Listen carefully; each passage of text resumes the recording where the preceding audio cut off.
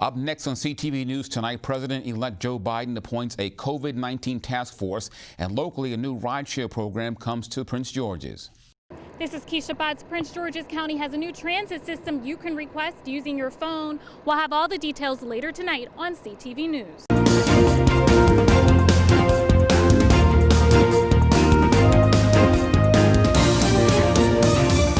Good evening, I'm Byron Scott with a CTV News update. President-elect Joe Biden today announces a COVID-19 task force to be led by 3 co-chairs: Vivek Murthy, Surgeon General during the Obama administration, also David Kessler, a former FDA commissioner, and Marcella Nunez-Smith of the Yale School of Medicine. Biden says they'll head a science-based approach to fighting the virus, and he also announced the task force. Biden called on all Americans to wear masks. While vaccines are pending, Biden says face coverings will help the country get back to normal faster. I won't be president until January 20th, but my message today is to everyone is this: it doesn't matter who you voted for, whether you stood, where you stood before Election Day. It doesn't matter your party, your point of view. We can save tens of thousands of lives if everyone would just wear a mask for the next few months. Meantime, another top Trump administration official has tested positive for COVID. HUD Secretary Ben Carson was at an election party on the evening of election night at the White House, and now he has COVID-19. Well, it was a great weekend for supporters of Joe Biden and Kamala Harris. Many people recall where they were when they heard the news, including former Howard University professor Alvin Thornton, who also weighs in on what it all means. Doctor, tell us, talking about the election, tell us where you were Saturday when you found out that Biden and Harris won. Well, I was in my home on the phone with one of my 2 daughters, and we had been on pins and needles over the past several days. And so we were going back and forth in anticipation of, frankly, in the anticipation of Biden and Harris winning. What was your reaction? Well, you know, we've been through a long period of national divide and pain and with the virus and the economy and all.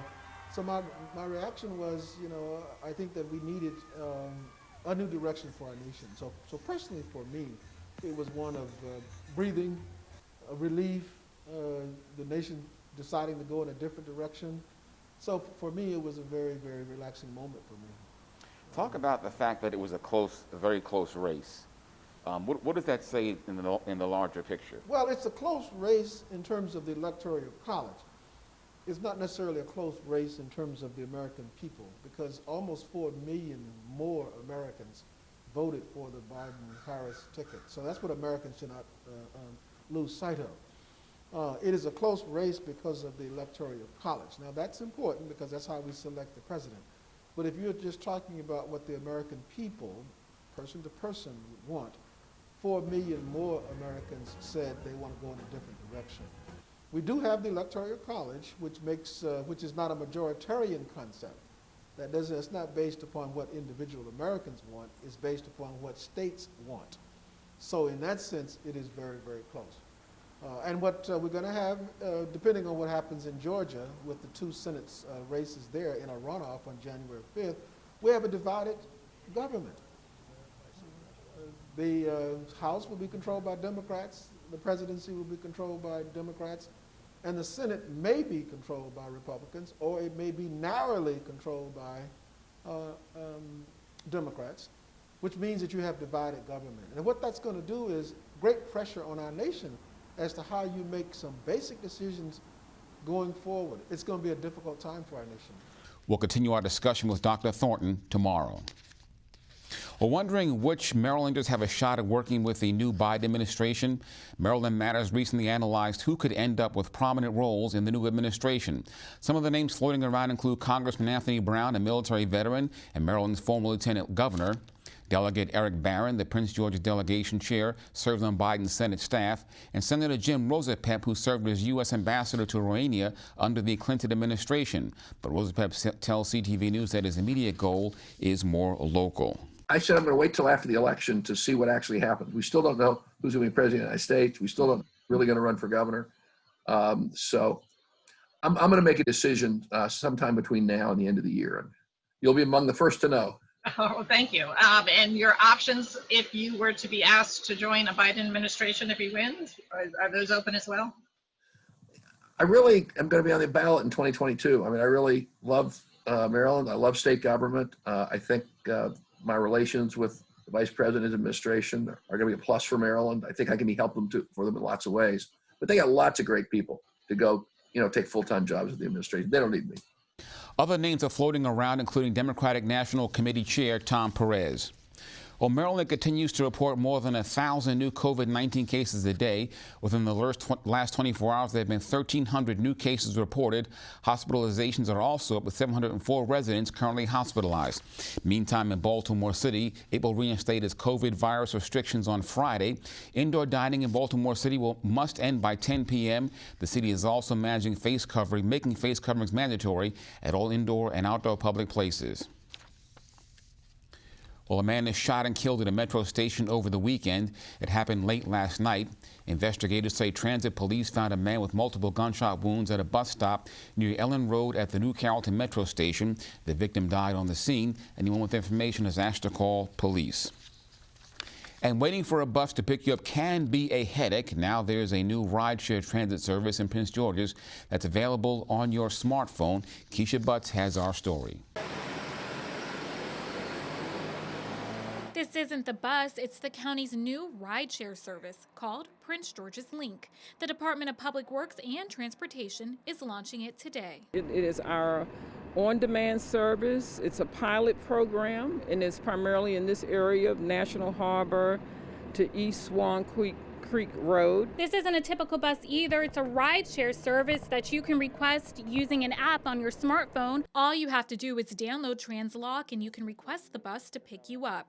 Just like Uber or Lyft, the app will provide an estimated pickup time and tell passengers when they're approaching their destinations. You put in the time that you'd like to be picked up, and you pay the fee. It is cashless, and especially during COVID, we want to especially be safe for all. Everything's on an app now, and it's about convenience. Bus driver Lawrence Melbon says it's a great idea for elderly residents. This is going to complement the 35S, and it's more of an on-demand kind of thing.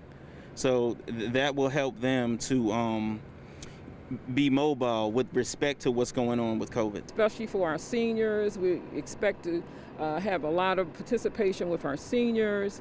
And if they want to do some retail shopping in the area or doctor's appointments, it'll really help to supplement the transportation system that we already have. There will be several safety protocols in place due to the pandemic, including the number of passengers allowed. Right now with COVID, we're taking 3 at a time. And making sure that everyone wears masks, there's social distancing on the seating, and that we're cleaning our vehicles after every trip. The department says Prince George's Link will run for at least 6 months and possibly be extended to become a regular service. At the Oxon Hill Park and Ride, Keisha Butts, CTV News.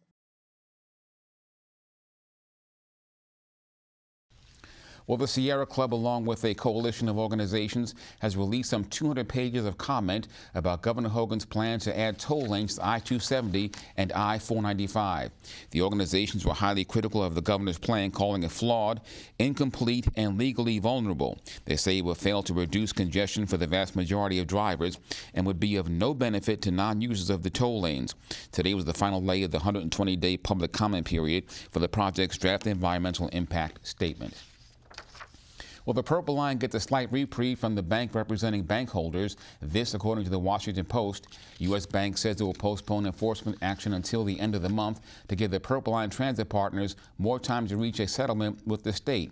It most likely wants to give contractors more time to reach a settlement and avoid defaulting on debt, while also protecting investors who bought more than $300 million of private activity bonds. Well, longtime game show host known for his years with Jeopardy has died. Alex Trebek passed away yesterday after a 2-year battle with pancreatic cancer. Al Arsenault of Maryland was a contestant on the show back in 2004, playing alongside Ken Jennings, who was now considered the greatest Jeopardy player of all time. Alex has no favoritism to anybody. He doesn't like anybody. He doesn't dislike anybody. So you're with the contestant coordinators, and then he comes out for the show, and you get to chat with him during the interview session. Al Arsenault from Ellicott City, Maryland. Yes, sir. How many daughters? 3 daughters, 1 son. He was a very likable person. I enjoyed talking with him. He pays a lot of attention to the contestants. He's very respectful of everyone. You know, it was really, really a good thing. And he came across as a very genuine person who really liked his show. He really liked the contestants, and he really liked the game. Category for Final Jeopardy today is United Nations history, and here comes the clue. Do you think the show will be able to continue on the same basis without him there? It's going to be very difficult. It will depend on who they pick as the next host. I think we have suspicions as to who that's going to be, but I'll wait and see. Yeah, I'd heard it might be Ken Jennings of all people. They hired him onto the staff this year. He's been making some appearances. A number of us are speculating that it will be Ken, and I think that's probably the best thing they can do going forward. I think that's the most successful they will be, but I guess we'll have to wait and see. Well, Trebek, who was of French-Canadian descent, was host of Jeopardy for the last 36 years. He passed away at his home at the age of 80. And while Washington lost yesterday, again, there was something to cheer about. Fans are back in the stands. COVID restrictions have been eased a bit for professional sports, and about 3,000 fans were allowed at FedEx Field. Halfway through the NFL season, it was welcome news for fans. It's felt incredible to be back here today, finally, after all this time, to be back and be here in person. It was awesome. It was a whole new experience with masks and people so far apart. I mean, the stadium was empty compared to what we're used to. There was about, 10% of the stadium. Definitely something to adjust to, but we're happy to be here. We're happy to be a part of it. Great experience today. As long as you follow the directions and wear your mask, hey, you enjoyed the game. It was a hell of a game. How you doing? We did not hear the crowd, like the fake background, because we were here. We were engaging, we were loud, whether it was, for our team or the opposite team. Everybody was yelling and happy to be here. It wasn't the fake crowd. So that was good to know that it was real. Being able to hear the players on the field, we could hear them talking on the sideline, you could hear the action on the field, and that was a new aspect that was cool. Alex Smith came back, was looking great, but we had a couple chances at the end and we failed. But hey, we got next week. Oh, we'll be back. We'll definitely be back. Washington takes on Detroit next Sunday. Well, let's get a quick look now at our 3-day weather forecast. Tonight, partly cloudy with a low around 52. Tomorrow, expect patchy fog in the morning and partly sunny throughout the day. A daytime high near 74 with an evening low of around 59. Veterans Day, rainy with possible thunderstorms throughout the day. Temps reaching high near 74 and a low of around 62. Thursday, mostly cloudy with showers likely. Temps reach a high near 70 and a low around 62. And now for the community calendar. This is the final chance for parents to sign up their young scholars for free virtual tutoring. Prince George's County Public Schools students, kindergarten through 5th grade, can receive reading help from trained tutors now until the end of the school year. The session begins on November 16. For more information, visit pgcps.org. And that's our news for tonight. I'm Byron Scott. We'll see you tomorrow. Good night.